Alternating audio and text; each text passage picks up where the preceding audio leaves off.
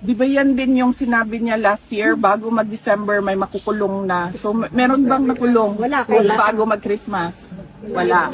So wag niyo na i-expect na makulong yung dating speaker o mga members ng House of Representatives. Were you able to watch or perhaps read a transcript of the State of the Nation's address ni BBM? Hindi ako nanood ng SONA like last year, and wala akong planong basahin ang nilalaman ng SONA o kahit man lang summary dahil I truly believe it is a waste of time of the Filipino people. Last year SONA po ni PBBM, nabanggit po niya yung mahiya naman kayo. And then according to him, ma'am, he's the one na nag-expose about corruption, especially po sa flood control scheme. And then sabi po niya, wala daw pong administrasyon ng mga nakaraan ang may nagawa tungkol dito. Siya lang daw po ang may mga napakulong and then may na-frozen na asset. Wala naman siya napakulong sa flood control scandal eh. At saka yung sinabi niya na mahiya naman kayo, it was a PR stunt na sinali nila yung linya na yon sa speech niya na nag-backfire. Dahil ang katotohanan naman kasi talaga, ghost projects yung flood control kung hindi man substandard, unfinished or substandard projects. No? So, sinasabi niya na lang yan ngayon na parang ako yung nagsabi ng mahiya naman kayo para mailayo niya yung sarili niya doon sa flood control scandal. Unfortunately, hindi niya pwedeng gawin na ilayo niya yung sarili niya doon sa korupsyon sa flood control scandal kasi siya yung pumirma ng budget. Yan yung inuulit-ulit ko na it is doon sa pag-file ng impeachment case sa kanya. Yun yung impeachable offense doon. Nagpumirma ka ng budget na alam mo madaming insertions. Na alam mo yung NEP mo hindi na siya yung lumabas na GAA. At kahit pa man na nakikita mo na merong anomalya doon, pinirmahan mo pa rin yung budget. Kaya hindi niya pwede itayo yung sarili niya just by saying na ako yung presidente na nagsabi na mahiya naman kayo at ako yung presidente na nagpakulong dahil wala namang nakulong na walang nakulong na mga tao na tumanggap ng mga maleta na galing sa flood control scandal. Ma'am, kanina sa SONA po niya, nabanggit po niya na malapit na daw or kakasuhan na daw po si Romualdez at may mga congressman na po na parang mag-serve na po na sila ng warrant po sa mga congressman na involved po sa flood control scandal. Di ba yan din yung sinabi niya last year, bago mag-December may makukulong na. So meron bang nakulong Wala. bago mag-Christmas? Wala. So wag niyo na i-expect na makulong yung dating speaker o mga members ng House of Representatives. Huwag niyong balik na lang tayo sa 20 pesos ang bigas. Yes. Diba? O hindi, balik tayo sa akin. Sa akin na lang. Dalawa lang ang hiningi ko eh. Nung pumayag ako na tumakbo, katandem niya bilang kanyang vice president. Yung isa doon, buwan pa lang, hindi na niya sinunod. Wala pang 1 year. Isa lang yon.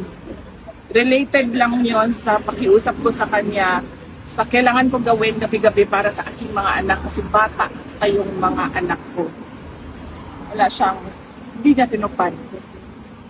Sige, sabihin na natin, no, personal yan eh. Pwede naman hindi to pa rin yan. Eh. Okay, fine. Doon tayo sa 20 ang bigas.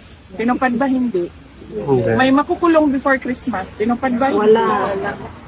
So bakit pa kayo naniniwala at nanonood ng SONA? Correct. Di ba yan din yung sinabi niya last year, bago mag-December may makukulong na. So meron bang nakulong Wala.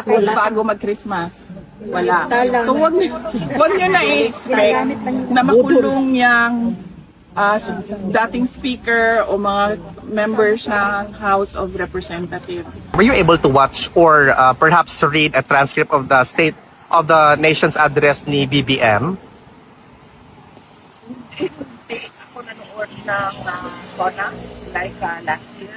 And wala akong planong basahin ang nilalaman ng SONA o kahit man lang summary.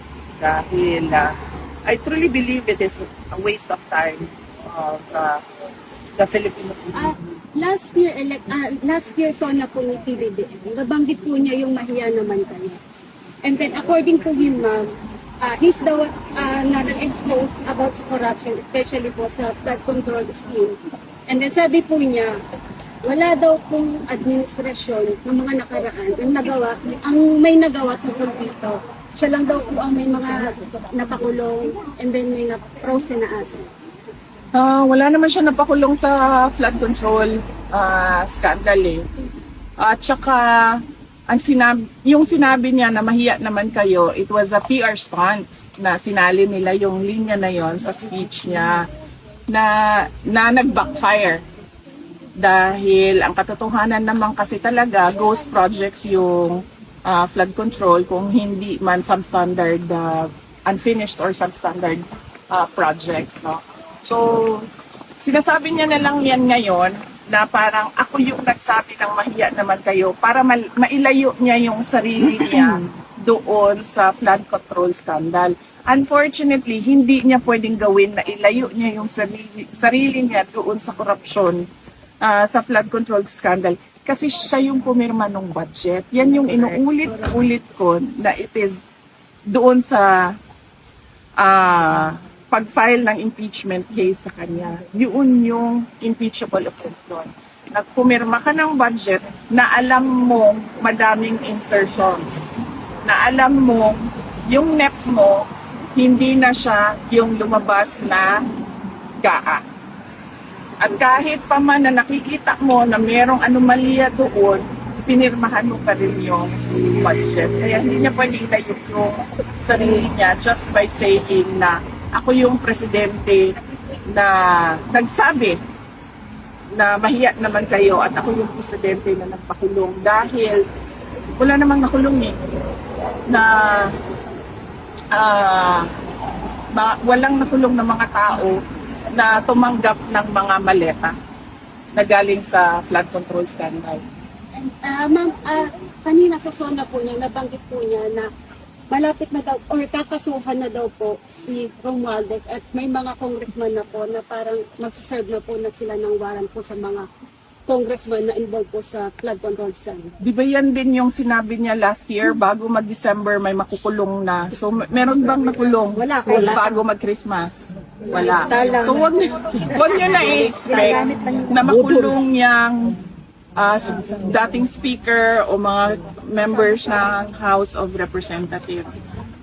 Huwag niyong balik na lang tayo sa 20 pesos ang bigas. Yes. Diba? O hindi, balik tayo sa akin. Sa akin na lang. Dalawa lang ang hiningi ko eh. Nung pumayag ako na tumakbo, katandem niya bilang kanyang vice president. Yung isa doon, buwan pa lang hindi na niya sinunod. Wala pang 1 year. Isa lang yon.